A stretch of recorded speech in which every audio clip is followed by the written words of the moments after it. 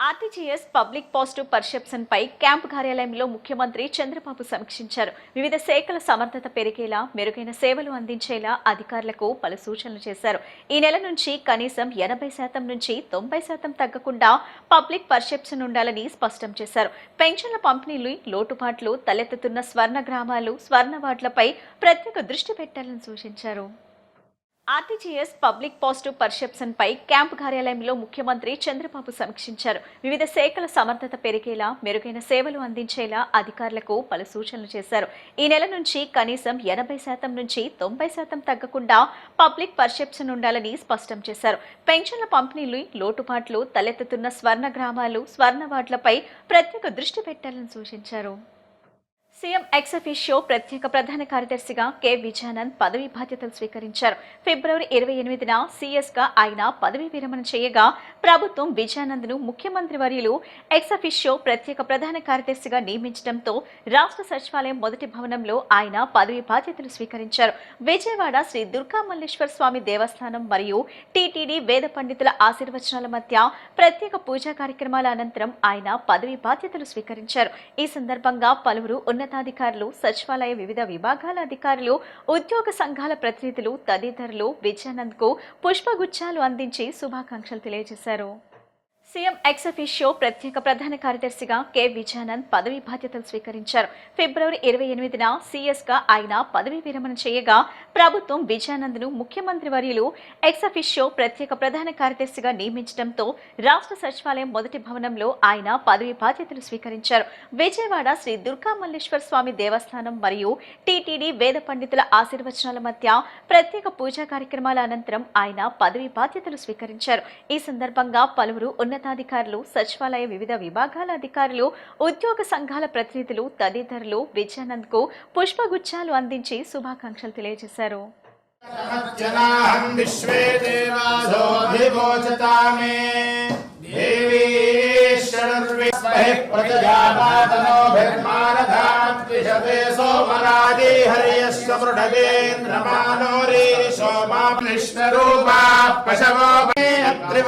వైఢూర్య దుర్గా మల్లేశ్వర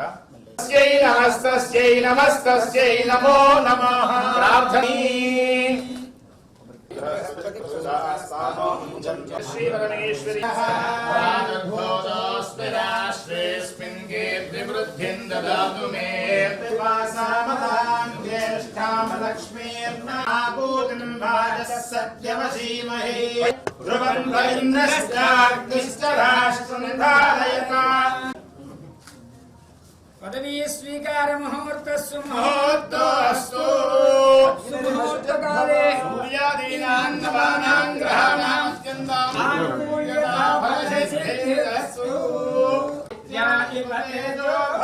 విష్ణురివ శ్రీమాన్ భవ ఆయురాయుర్భవ ఆయురాయుర్భవ ధనం పశు పుత్రలాభం శత సంవత్సరం దీర్ఘమాయు महाकाली महालक्ष्मी महासरस्वती सुलभ दुर्गांबिका प्रसादेन क्षेमस्थैर्य धैर्य विजय द्वारा दुर्गांबिकानुग्रह प्रसादेन क्षेमस्थैर्य धैर्य विजय जय भज आयुरारोग्यता सिद्धिरस्तु सत्संकल्पिता सिद्धिरस्तु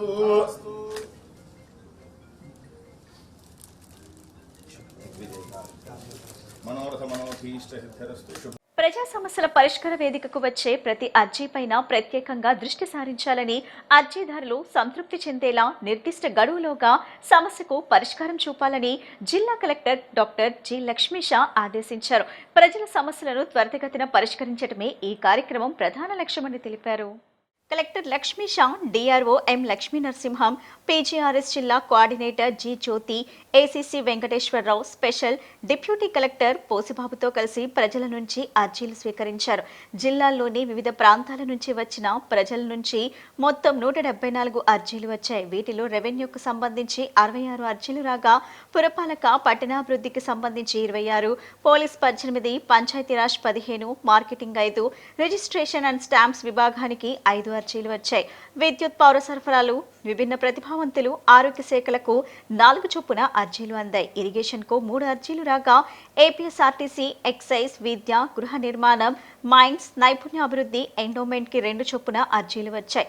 పశుసంవర్ధక, ఆయుష్, బ్యాంకింగ్ సేవలు, డిఆర్డీఏ, ఐసీడీఎస్, కార్మిక శాఖకు 1 అర్జీ వచ్చాయి.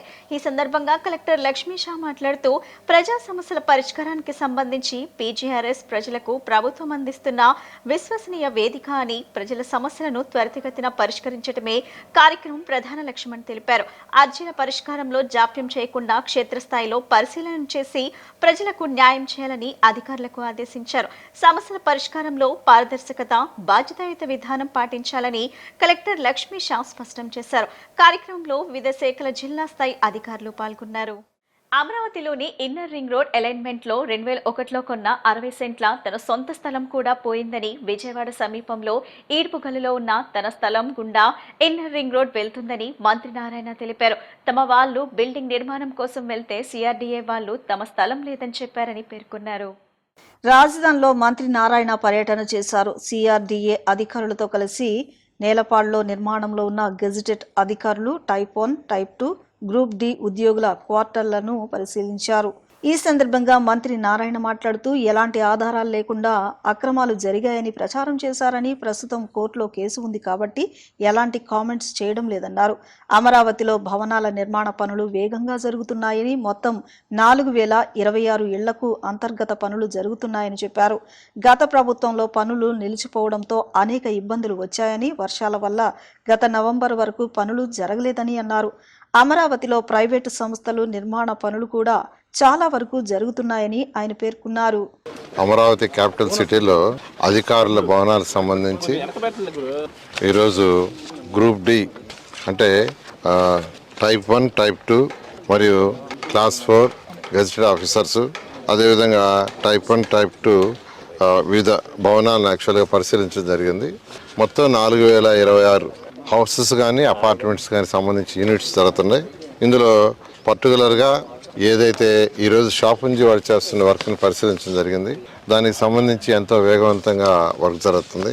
మెయిన్గా పెయింటింగ్ వర్క్స్ కొన్ని బ్లాక్లకు అయితే అయిపోవచ్చింది. ఇంటర్నల్గా ఫ్లోరింగ్ కంప్లీట్ అయిపోయింది. తర్వాత ఎంఈపీ వర్క్స్ జరుగుతున్నాయి. ఎలక్ట్రికల్ వర్క్స్, ప్లంబర్ వర్క్ కూడా పూర్తి అయిపోయింది. ఈ విధంగా యాక్చువల్గా వాళ్ళు మేజర్ వర్క్ కంప్లీట్ చేసి ఇప్పుడు యాక్చువల్గా roads, drains, basic infrastructure, STP, drinking water దాని మీద ఫోకస్ పెట్టున్నారు. అదేవిధంగా ఈ జడ్జెస్ బంగ్లాస్ తీసుకుంటే గౌరవమైన భారత సుప్రీంకోర్టు జడ్జి గారు యాక్చువల్గా రావటం, వారు చీఫ్ జస్టిస్ వారి చేతుల మీద నిన్న జ్యుడిషియల్ అకాడమీ శంకుస్థాపన జరిగింది. అదేవిధంగా AP high court judges guest house దానికి ఫౌండేషన్ జరిగింది. అదేవిధంగా జడ్జెస్ ఎన్క్లేవ్ ఇన్ఫ్రాస్ట్రక్చర్ ఏదైతే వాళ్ళ యొక్క హౌసెస్ ఉన్నాయో దానికి యాక్చువల్గా ఇనాగరేషన్ కూడా చేయడం జరిగింది. ఇది కాకుండా international cancellation and mediation institution ఇస్తామని చెప్పారు. దాని మీద ఇమీడియట్గా సిఆర్డీఏ వర్క్ చేసి ల్యాండ్ ఐడెంటిఫై చేసి వారిచ్చే డైరెక్షన్ ప్రకారం దాని మోడల్ ప్రకారం దాన్ని కూడా టెండర్ పిలవటం జరుగుతుంది. అయితే ఏది ఏమైనప్పటికీ ఈ యొక్క వర్క్స్, ఈ యొక్క బిల్డింగ్ సర్స్ అన్నీ 2014-19లో స్టార్ట్ చేసినవి. అయితే గత ప్రభుత్వం 3 ముక్కలు ఆట ఆడి రాజధాని పక్కన పెట్టి రైతులను అనేక ఇబ్బందులు పెట్టి ఇక్కడ ఒక్క వర్క్ కూడా చేయలే. పాపం ఏ కాంట్రాక్టర్లు అయితే ఇక్కడ కాంట్రాక్ట్ చేశారో వాళ్ళ యొక్క మెటీరియల్, వాళ్ళ యొక్క కాంట్రాక్ట్స్ క్యాన్సిల్ చేయలేదు, మెటీరియల్ తీసేవానిలేదు. 5 సంవత్సరాలు వాళ్ళ మెటీరియల్ తీసేవానిలా. ఏది బ్యాలెన్స్ మెటీరియల్ ఉంటుంది కదా, సిమెంట్ కావచ్చు, స్టీల్ కావచ్చు, వాటిని తీసేవాని లేదు, క్యాన్సిల్ చేయలేదు. అనేక ఇబ్బందులు పడ్డారు. అయితే ఈ ప్రభుత్వం వచ్చిన తర్వాత టెక్నికల్ కమిటీ అధికారులతో వేసి అనేక దఫాలు డిస్కస్ చేసి ఎటువంటి లీగల్ ఇష్యూస్, కోర్టు ఇష్యూస్ రాకుండా అవన్నీ సాల్వ్ చేసి వాటిని అథారిటీలో పెట్టి క్యాబినెట్లో పెట్టి అప్రూవ్ చేసి మళ్ళా టెండర్లు పిలవటం జరిగింది. అయితే టెండర్లు పిలిచే లోపల వర్షాలు రావటం, ఈ సంవత్సరం అధికంగా 4 నెలలు వర్షాలు వచ్చి ఆల్మోస్ట్ నవంబర్ దాకా వర్క్ చేయలేకపోయారు. నవంబర్ ఎండ్ నుంచి వర్క్స్ ఎంతో వేగవంతంగా జరుగుతున్నాయి. ఆల్మోస్ట్ తీసుకుంటే డిసెంబరు, జనవరి, ఫిబ్రవరి 3 నెలలే. ఈ 3 నెలల్లో ఎంతో వర్క్, అటు హౌసెస్ కావచ్చు, రోడ్స్ కావచ్చు, ట్రంక్ రోడ్స్ కావచ్చు, లేఅవుట్స్ రోడ్స్ కావచ్చు, ఐకానిక్ టవర్స్, అసెంబ్లీ కానీ, హైకోర్టు కానీ, అదేవిధంగా 5 అడ్మినిస్ట్రేటివ్ టవర్స్ కానీ ఎంతో వేగవంతంగా జరుగుతున్నాయి. ఇవన్నీ కూడా అనుకున్న టార్గెట్ ప్రకారం ఏదైతే వాళ్ళకి టెండర్ టైమింగ్స్ ఇచ్చామో దాని ప్రకారం వాళ్ళందరూ కంప్లీట్ చేస్తారు. దాన్ని రెగ్యులర్గా మానిటరింగ్ చేస్తున్నాం. విజయవాడలోని ఇంద్రకీలాద్రి అభివృద్ధికి కీలక అడుగుపడింది. మౌలిక సదుపాయాల విస్తరణకు సంబంధించి అపెట్కో లిమిటెడ్ నిపుణుల బృందం రంగంలోకి దిగింది. ఎంపీ కేశినేని శివనాథ్ సూచనల మేరకు ఎండీ రాజీవ్ మెహ్రా నేతృత్వంలో బృందం ఆలయ అధికారులతో చర్చలు జరిపింది. కొత్త క్యూ లైన్ కాంప్లెక్స్, అడ్మినిస్ట్రేటివ్ భవనం నిర్మాణానికి డిపిఆర్ తయారీపై సమీక్ష జరిగింది. భక్తులకు ఎటువంటి ఇబ్బంది కలగకుండా సౌకర్యాల మెరుగుదలే లక్ష్యమని అధికారులు తెలిపారు. ఆలయ ఆధ్యాత్మికతకు భంగం కలగకుండా ఆధునిక హంగులతో అభివృద్ధి చేపడతామని స్పష్టం చేశారు.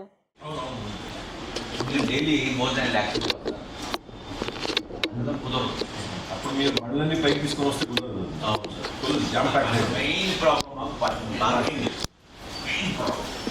మాదన్న చెక్కన దాని దగ్గర ఎంత డిస్టెన్స్ లో ఎంత డిస్టెన్స్ గ్యాప్ కావాలి ఒక్కసారి చూపించిన 100 మీటర్స్ పర్మనెంట్ బేసిస్. మనం ఏమంటే మొగరాజపురంలో మరి చూశారు కదా అంత డిస్టెన్స్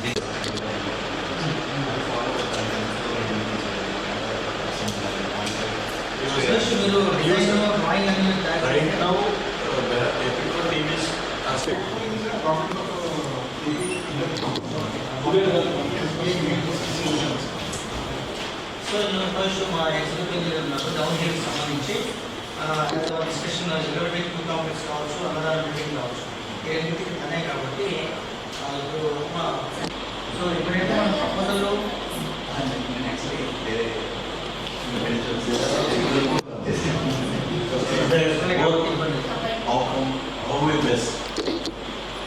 అంటే వాళ్ళ యాక్చువల్గా వ్యవహారంలో ప్రజెంట్ క్యూ కాంప్లెక్స్ అండ్ రామప్రసాదానికి సంబంధించి హోమ్ టర్న్ దాకా వచ్చే ప్లాన్ చేస్తుంది. సో దాన్ని బట్టి కూడా మీరు చేసే ప్రయోగం కూడా చూసుకుంటారు. సో ఇప్పుడు ఇదంతా కూడా వర్క్స్ మాస్టర్ ప్లాన్లో ఉండేది అన్నీ కూడా ఆల్మోస్ట్ టైప్ ఆఫ్ దాన్ని 3 ఫేజెస్ కింద పెట్టుకున్నాము. ఇది ఆల్రెడీ వర్క్స్ కంప్లీటెడ్ వర్క్స్, ఇవి ఆన్ గోయింగ్ వర్క్స్, ప్రపోజల్ అంటాము. కన్స్ట్రక్షన్ శివాలయం స్టోర్ వర్క్ అయిపోయింది, construction of bag store proper construction of store complete అయిపోయింది. అక్కర్లేదు సార్, రిమైనింగ్ వరకు ఒక ఆన్గోయింగ్ వర్క్స్ కూడా completed. Ongoing works not at completed. రాష్ట్రంలో మహిళా సాధికారతకు డ్వాక్రా సంఘాలే వెన్నుముక అని తూర్పు నియోజకవర్గం ఎమ్మెల్యే గద్దె రామ్మోహన్ తెలిపారు. సీఎం చంద్రబాబు మహిళల అభివృద్ధి కోసం తీసుకున్న నిర్ణయాలు నేడు సత్ఫలితాలను ఇస్తున్నాయన్నారు. నగరంలోని 2వ డివిజన్ మాచవరం తెలుగుదేశం పార్టీ కార్యాలయం ప్రాంతంలో స్వయం ఉపాధి కల్పించే కార్యక్రమంలో భాగంగా బడ్డీ కొట్టు, ప్లాట్ఫామ్ రిక్షా పంపిణీ కార్యక్రమం నిర్వహించడం జరిగింది. ఈ కార్యక్రమంలో తూర్పు నియోజకవర్గం ఎమ్మెల్యే గద్దె రామ్మోహన్ పాల్గొని లబ్ధిదారులకు బడికొట్టు, ప్లాట్ఫామ్ రిక్షా అందజేశారు. ఈ సందర్భంగా ఆయన మాట్లాడుతూ మహిళా కష్టాలను గుర్తించి వారిని ఆర్థికంగా బలోపేతం చేసేందుకు డ్వాక్రా సంఘాలను ఏర్పాటు చేసిన ఘనత మన ముఖ్యమంత్రి చంద్రబాబు నాయుడుకే దక్కుతుందన్నారు. ఆనాడు ఆయన వేసిన పునాది నేడు కోట్లాది మంది మహిళల జీవితాల్లో వెలుగును నింపుతుందన్నారు. డ్వాక్రా సంఘాల ద్వారా మహిళలు రుణాలు పొంది తమ పిల్లల చదువులకు, చిన్న తరహా వ్యాపారాలకు వినియోగించుకుంటూ స్వయం సమృద్ధి సాధిస్తున్నామన్నారు. మహిళా భద్రత వారోత్సవాల వేళ రాష్ట్రంలోని మహిళలందరికీ నాయకులు శుభాకాంక్షలు తెలియజేశారు. రాబోయే రోజుల్లో మహిళలకు మరిన్ని మంచి రోజులు రాబోతున్నాయని వారు ఆశాభావం వ్యక్తం చేశారు. ఈ కార్యక్రమంలో డివిజన్ అధ్యక్షుడు దాసరి గాబ్రియల్, నాయకులు, కార్యకర్తలు పాల్గొన్నారు. నారా చంద్రబాబు నాయుడు గారు ముఖ్యమంత్రి ఉండగా మాత్రమే వాళ్ళకి జీతాలు పెంచడం జరిగింది. అంతేకాదు వాళ్ళు పసిపిల్లలను సాకే విధానంలో వాళ్ళు చూపిస్తున్న ప్రతిభకి, ఓర్పుకి, వారికి ఇంకా అనేకమైన విధాలుగా వారికి సాయం చేయాలని చెప్పి ఆలోచన చేసింది కూడా చంద్రబాబు గారు. ఈ రోజున కొన్ని రాజకీయ పార్టీలు వాళ్ళని ప్రతిపక్ష పార్టీలుగా వాళ్ళు చేయటంలో తప్పులేదు, కానీ అంగన్వాడీ టీచర్లకి ముఖ్యంగా నేను విజ్ఞప్తి చేసేది, చంద్రబాబు గారి ఆలోచనలో అంగన్వాడీ టీచర్లు ప్రత్యేకమైన స్థానం ఉంది. గతంలో 2 సార్లు పెంచడమే కాకుండా ఇప్పుడు పెంచాల్సిన అవసరం ఉందని కూడా ఆయన భావించడం జరిగింది. నిన్న సమావేశంలో కూడా ఆయన చెప్పారు. ఇవాళ ఆర్థికంగా గత 5 సంవత్సరాల యొక్క విధ్వంస పాలనలో అన్ని వ్యవస్థలు సర్వనాశనమైన సందర్భంలో ఆర్థికంగా అనేకమైన ఇబ్బందులు ఈ రాష్ట్రం ఫేస్ చేస్తూ ఉంది కాబట్టి వాటన్నిటిని కూడా గాడిలో పెట్టుకుంటూ ఒక్కొక్క దాన్ని సరి చేసుకుంటూ ముందుకు వెళ్తున్న ముఖ్యమంత్రి గారికి వచ్చే రోజుల్లో అంగన్వాడీ టీచర్లకు మేలు చేయాలని చెప్పి ఆలోచనలో ఉన్న మాటను ఒకసారి గమనించుకోమని కోరుతా ఉన్నాను. అంతేకాదు రేపు ఉమెన్స్ డే సందర్భంగా డ్వాక్రా మహిళలందరికీ కూడా అనేకమైన మెరుగైన కార్యక్రమాలు అనౌన్స్ చేయడానికి కూడా తెలుగుదేశం పార్టీ ఆలోచన చేస్తూ ఉంది. దాని మీద పరిశీలన చేస్తూ ఉన్నారు. 8వ తారీఖున అనేకమైన డ్వాక్రా మహిళలకి ప్రత్యేకమైన సౌకర్యాలు, వాళ్ళ పిల్లల చదువులకి ఉపయోగపడే విధంగాను, వాళ్ళ అవసరాలకు ఉపయోగపడే విధంగాను, వాళ్ళ లోన్ల మీద వడ్డీ రేట్ల మార్పుల్లోనూ అనేక రకాలుగా ఆలోచన చేసి ఆ రోజున అనౌన్స్ చేయబోతా ఉన్నారు. ఈ రోజు నుంచి మహిళా అవేర్నెస్ క్యాంప్ గాను లేదా దీని మహిళా భద్రత వీక్ గా దీన్ని అనౌన్స్ చేయడం జరిగింది. ఇవాళ రోజున బిఆర్టీఎస్ రోడ్లో సాయంత్రం 4 గంటలకి ఈ మహిళా అవేర్నెస్ వీక్ కార్యక్రమాన్ని మనం ఇక్కడ ప్రారంభించుకోవడం కూడా జరిగింది. ఈ వారం రోజుల పాటు మహిళల యొక్క చైతన్యానికి, మహిళల భద్రత కోసం మహిళల్ని చట్టం ప్రకారం ఏ విధంగా కాపాడుకోవాలనే దాంట్లోనూ రానున్న రోజుల్లో రాజకీయాల్లో కూడా శాసనసభ పార్లమెంట్లో కూడా 33% ఇవ్వడానికి కూడా ప్రతి 100 సీట్లు 33 సీట్లు మహిళలు ఇవ్వడానికి కూడా నిర్ణయం జరిగింది. అభివృద్ధి సంక్షేమం 2 కళ్ళుగా ఎన్డీఏ కూటమి ప్రభుత్వం ముందుకెళ్తుంది. ఆ యొక్క లక్ష్యాన్ని దిశగా విజయవాడ తూర్పు నియోజకవర్గంలో ఉన్నటువంటి ప్రతి పేదవాళ్ళ యొక్క ఆర్థికంగా వాళ్ళ కుటుంబాలు స్థిరపడటం కోసం అది తోపుడు బళ్ళు కానివ్వండి, ఇస్త్రీ బండి కానివ్వండి, ఇస్త్రీ పెట్టి కానివ్వండి, బడ్డీ కొట్లు కానివ్వండి, అట్లాగే ప్లాట్ఫారం రిక్షాలు కానివ్వండి, పేద ప్రజలు వాళ్ళ యొక్క కుటుంబ పోషణ నిమిత్తం అదనంగా మరొక పోషణగా ఉండి అది ఇంకొక స్థిరత్వమైన కావాలని చెప్పి వాళ్ళ కుటుంబాలు స్థిరపడాలనే విధంగా గద్దె రామ్మోహన్ గారు సొంత నిధులతో ఈరోజు మా 2వ డివిజన్లో ఒక తోపుడు బండి, ఒక బడ్డీ కొట్టు సుమారు 47,000 రూపాయలు ఖరీదు చేసేటువంటి వస్తువుల్ని కుటుంబ సభ్యులకు అందజేయడం జరిగింది. నిన్నగాక మొన్న జరిగినటువంటి నెక్కువారి తోపుడు మన టిఫిన్ బళ్ళ కార్యక్రమంలో మా డివిజన్లో 3 ఇవ్వటం జరిగిందండి. 2,10,000 రూపాయలు ఖరీదు చేసేటువంటి టిఫిన్ బళ్ళని ఇవ్వడం కూడా జరిగింది. అభివృద్ధి సంక్షేమం అలాగే పేద ప్రజల ఆర్థికంగా స్థిరపడటానికి కావాల్సినటువంటి ప్రతి ఒక్క అవసరాలని తీర్చడానికి విజయవాడ తూర్పు నియోజకవర్గ ఎమ్మెల్యే గారు అయినటువంటి గద్దె రామ్మోహన్ గారు సిద్ధంగా ఉంటారు ఎప్పుడు కూడా. అలాగే మా డివిజన్లో కూడా ఎప్పటి నుంచో ఆగిపోతున్న 2 వర్కులు కూడా వాటిని కూడా శాంక్షన్ చేపించి వాటిని టెండర్ స్టేజీలో కూడా దాటి ఇవాళ వర్కులు బిగిన్ చేయడానికి అతి తొందరలో శంకుస్థాపన చేయడానికి కూడా రెడీగా ఉన్నారండి. అది కూడా రాబో రోజుల్లో కూడా ఒక 2 అతిపెద్ద భారీ ప్రాజెక్టులకి శంకుస్థాపన చేయడం కూడా జరుగుతుంది. కూటమి ప్రభుత్వం అధికారంలోకి వచ్చిన నాటి నుండి పేద ప్రజలపై కక్ష సాధింపు ధోరణితో వ్యవహరిస్తుందని మాజీ మంత్రి వెల్లంపల్లి శ్రీనివాసరావు ఆరోపించారు. బాధిత వ్యాపారులకు న్యాయం జరిగే వరకు వైసీపీ అండగా ఉంటుందని, అవసరమైతే వారి తరపున పోరాటం చేస్తామని ఈ సందర్భంగా ఆయన స్పష్టం చేశారు. మాజీ మంత్రి వెల్లంపల్లి శ్రీనివాసరావు కేద్రాస్వరిపేటలో స్థానిక డివిజన్ కార్పొరేటర్ బండి పుణ్యశ్రీతో కలిసి పర్యటించి పేద తోపుడు బళ్ల వ్యాపారులను పరామర్శించారు. ఈ సందర్భంగా మాజీ మంత్రి వెల్లంపల్లి శ్రీనివాసరావు మాట్లాడుతూ కూటమి ప్రభుత్వం అధికారంలోకి వచ్చిన నాటి నుండి పేద ప్రజలపై కక్ష సాధింపు ధోరణితో వ్యవహరిస్తుందని, ఈ రోజు జరిగిన ఘటనే అందుకు ప్రత్యక్ష నిదర్శనమని మండిపడ్డారు. ఉదయం 8 గంటల సమయంలో మున్సిపల్ అధికారులు ఎటువంటి నోటీసులు ఇవ్వకుండా కనీసం బళ్లల్లోని పండ్లు ఇతర సామాగ్రిని తీసుకునే సమయం కూడా ఇవ్వకుండా సుమారు 10 తోపుడు బళ్లను ధ్వంసం చేయటం అత్యంత అమానుషమని ఆయన ఆవేదన వ్యక్తం చేశారు. సుమారు ₹1,00,000 విలువ చేసే చెరుకు బండిని కూడా పూర్తిగా నాశనం చేసి పేదవాడి పొట్టగొట్టారని ఆయన ఆగ్రహం వ్యక్తం చేశారు.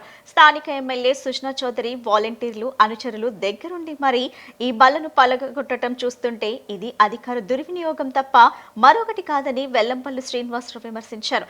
గతంలో జగన్మోహన్ రెడ్డి హయాంలో ప్రతి పేదవాడికి ప్రభుత్వం నుండి ఏదో ఒక రూపంలో చేయూత అందేదని, కానీ నేడు చంద్రబాబు పాలనలో పేదలకు రక్షణ కరువైందని, కనీసం రోడ్డు పక్కన వ్యాపారం చేసుకుని బతికే హక్కు కూడా లేకుండా పోయిందని ఆయన ధ్వజమెట్టారు.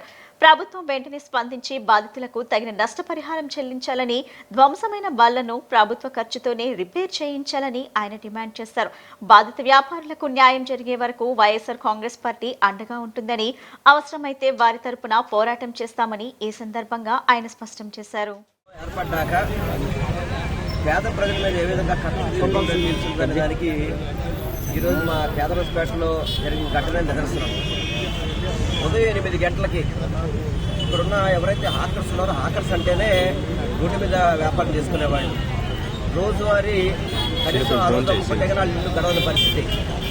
అటువంటి హాకర్స్ని ఎవరైనా మీకు ఇబ్బందిగా ఉంటే, అడ్డుగా ఉంటే ఈ బళ్ళు తీయమని చెప్పచ్చు, నోటీసులు ఇవ్వచ్చు.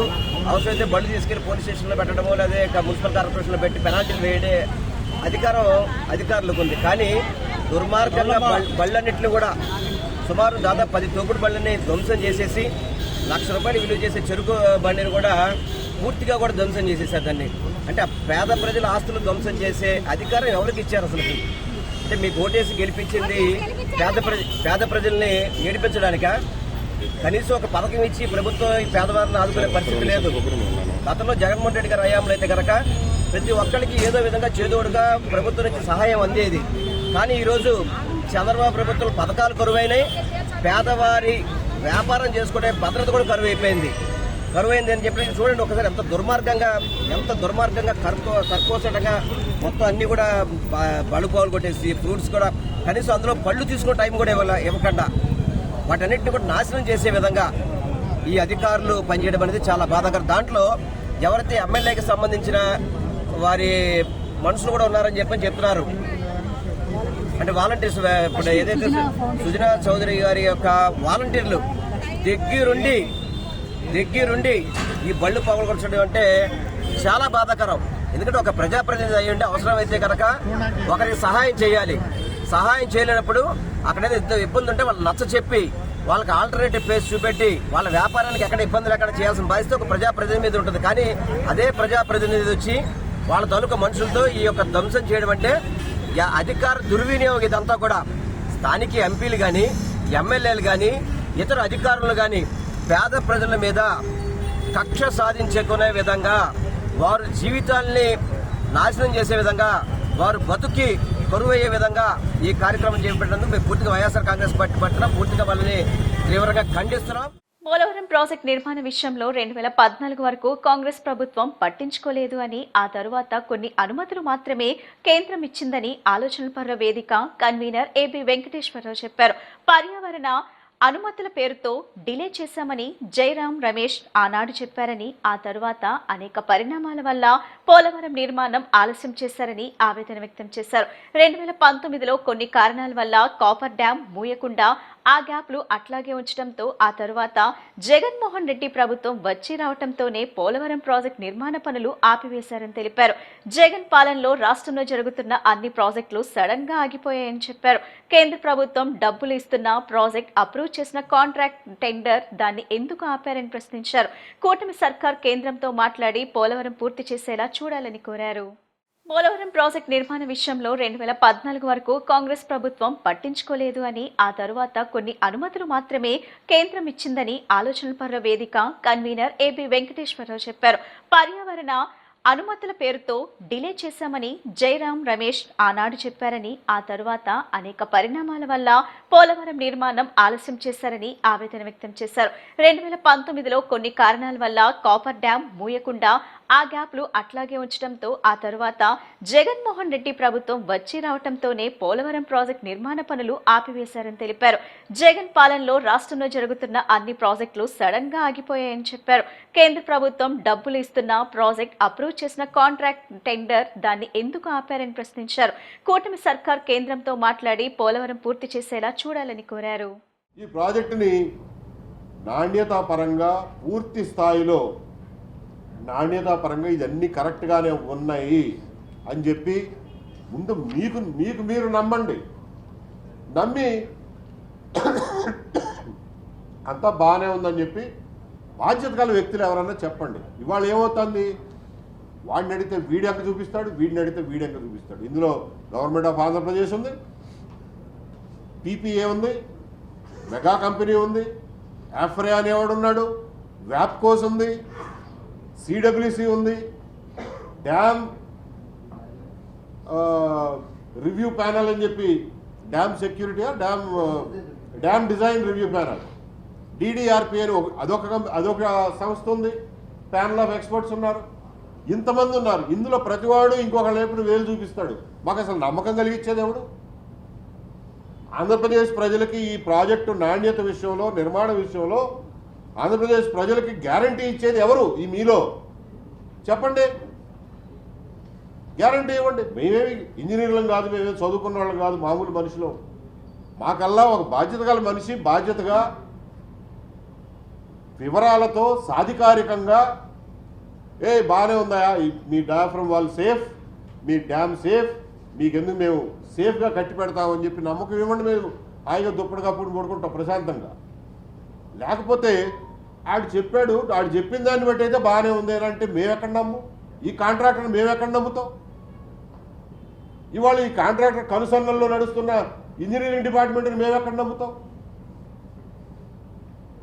అది మేము చెప్పేది. సో మేము అడిగేది ఏంటంటే కన్సర్న్డ్ సిటిజన్స్గా, కొంచెం ఆలోచించే వ్యక్తులుగా ప్రజల తరఫున మేము అడుగుతున్నది ఏంటంటే ప్యానల్ ఆఫ్ ఎక్స్పర్ట్స్ వాళ్ళు కూడా ఇవాళ నిర్మాణం విషయంలో కరెక్ట్గా ఒపీనియన్ చెప్పలేని పరిస్థితిలో ఉండాలి వాళ్ళ రిపోర్ట్లను బట్టి చూస్తే. ఎందుకంటే డేటా ఇవ్వరు, ఆడేం చెప్పలేడు, వాళ్ళ రోల్ లిమిటెడ్, ఆడు జీతం తీసుకుంటాడు వెళ్ళిపోతాడు. వాళ్ళందరూ ప్రైవేట్ వాళ్ళు, పాపం ఎక్స్పర్ట్సే కాబట్టి ప్రైవేట్ వాళ్ళు, వాళ్ళ మీద ఏం బాధ్యత పెడతాం మనం? విజయవాడ పశ్చిమ నియోజకవర్గంలోని 42 ఫ్లాట్ల స్థల వివాదం మరొకసారి తెరపైకి వచ్చింది. శ్రీ లక్ష్మీరామ కోఆపరేటివ్ బిల్డింగ్ సొసైటీకి అనుకూలంగా కోర్టు తీర్పు ఇచ్చినందుకు తమకు చెందిన 42 ఫ్లాట్లను స్వాధీనపరుచుకుంటున్నారని Sri Lakshmirama cooperative building society ప్రతినిధి హరిప్రసాద్, లాయర్ గిరిప్రసాద్ తెలిపారు. పూర్తి హక్కులతోనే తమ భూమిని తీసుకుంటున్నామని, 42 ఫ్లాట్లలో ఇప్పటి వరకు నివాసమున్న వారికి కేవలం 16 ఫ్లాట్లు మాత్రమే ఉన్నాయని, వారి వాదనలో వాస్తవం లేదని లాయర్ గిరిప్రసాద్ స్పష్టం చేశారు.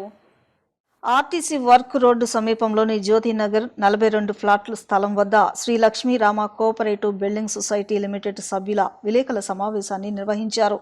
ఈ సమావేశంలో Shri Lakshmirama cooperative building society ప్రతినిధి హరిప్రసాద్, లాయర్ గిరిప్రసాద్ మీడియాతో మాట్లాడారు. 1984 నుంచి 42 ఫ్లాట్ల ఇష్యూ జరుగుతోందని, 42 ఫ్లాట్స్ ఉన్నాయని తమ స్థలంలో ఇప్పటివరకు ఉన్న వాళ్లు చెబుతున్నారని వాపోయారు. అందులో వాస్తవం లేదని, కేవలం 16 ఫ్లాట్లు మాత్రమే ఉన్నాయని స్పష్టం చేశారు.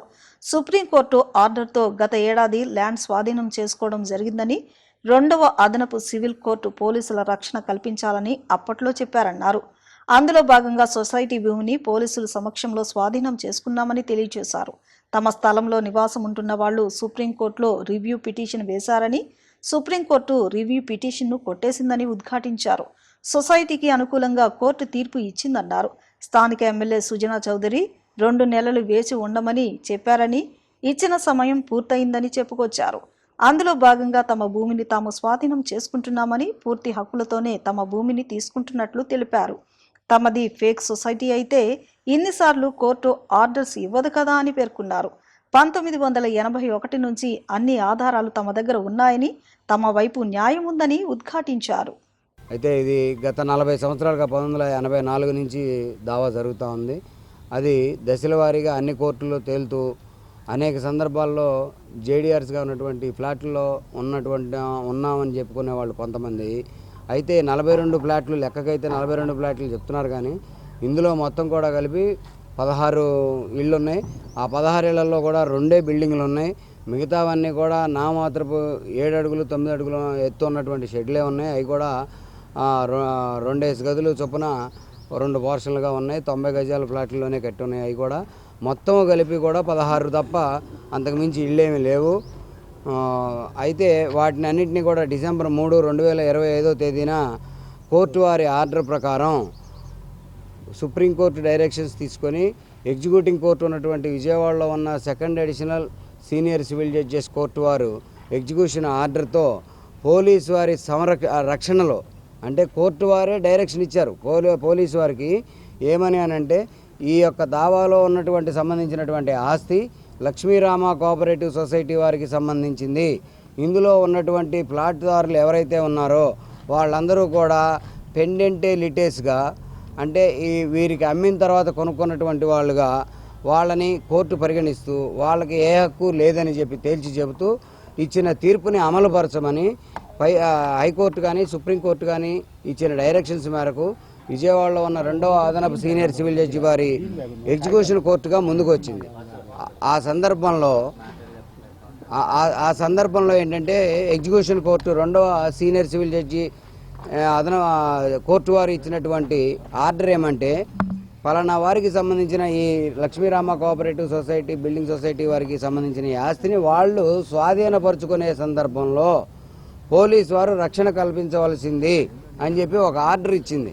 ఆ ఆర్డర్ ప్రకారం పోలీసు వారి రక్షణలో డిహెచ్ఆర్ అంటే ఈ సొసైటీ వారు, సొసైటీలో ఉన్నటువంటి సభ్యులు అందరం కలిసి వచ్చి ఆ రోజున ఈ మిషనరీతో ఏదైతే ఉందో ఈ డెమాలిషన్ కార్యక్రమం ఇదంతా కూడా చేయటం జరిగింది.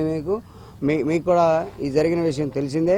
ఆ తర్వాత వీటిని చిలవలు పలవలుగా లేని ఆర్డర్లో ఉన్నట్టుగా అనేక రాజకీయ నాయకుల దగ్గరికి అనేక సందర్భాల్లో అనేక మందిని తీసుకొచ్చి ఒక తప్పుడు సంకేతాలని ప్రజానీకానికి అందిస్తూ ఈ ఉన్నటువంటి ఈ మీడియాని సాధనంగా చేసుకొని, మీడియా వారిని తప్పట్ల మీడియాని సాధనంగా చేసుకుని వాళ్ళు చిలవల పొలవలుగా అనేక అసత్యాలని బయటకు ప్రచారం చేయడం జరిగింది. అది డిసెంబర్ 3, 2025 కోర్టు అమీనాల ద్వారా పోలీసు వారి సమక్షంలో మాకు స్వాధీనం పరిచారండి. అది జనవరి 2న కోర్టులో రికార్డ్ అయిందండి. అది రికార్డు చేయొద్దని కూడా వాళ్ళు పిటిషన్ వేశారండి, ఏదో కారణాలు చెప్తూ.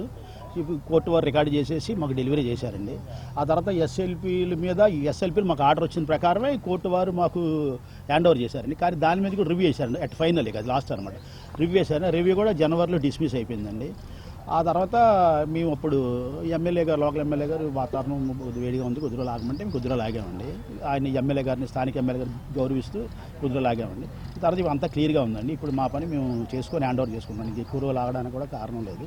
మా సభ్యులు మేము అందరూ మాట్లాడుకొని, మా సభ్యులు ఎక్కడ వాళ్ళందరూ మా సభ్యులు మేము అందరూ మాట్లాడుకొని మన స్థలం మన స్వాధీనం చేసుకుందాం ఈరోజు ఇక్కడికి వచ్చామండి. మా స్థలం మేము స్వాధీనం చేసుకుంటామండి. దానికి మీ అందరూ సహకరించాల్సింది కోరుతున్నాం. మీ తరఫున ఫేక్ సొసైటీ అయితే బయట తెలిసిపోయేది కదా సార్. ఇక దాని గురించి నేను సమాధానం చెప్పాలంటే ఏం చెప్తాను. ఫేక్ సొసైటీ అని ఎంక్వైరీలు వేపిస్తున్నారు, రాసుకుంటున్నారు. ప్రతి సంవత్సరం దానికి ఆడిట్ జరుగుతూ ఉంటుందండి. అన్నీ ఉంటాయి సార్. సొసైటీ అనేది రన్నింగ్ బాడీ అండి. అది నడుస్తుంది. దాని పేరేంటి, ఈ Lakshmi Rao cooperative building society limited company. అది నడుస్తూ ఉంటుంది. డైరెక్టర్లు వెళ్తారు ఉంటారు, వాటాదారు వెళ్తూ ఉంటారు. ఇప్పుడు కాసేపు ప్రకటనలు.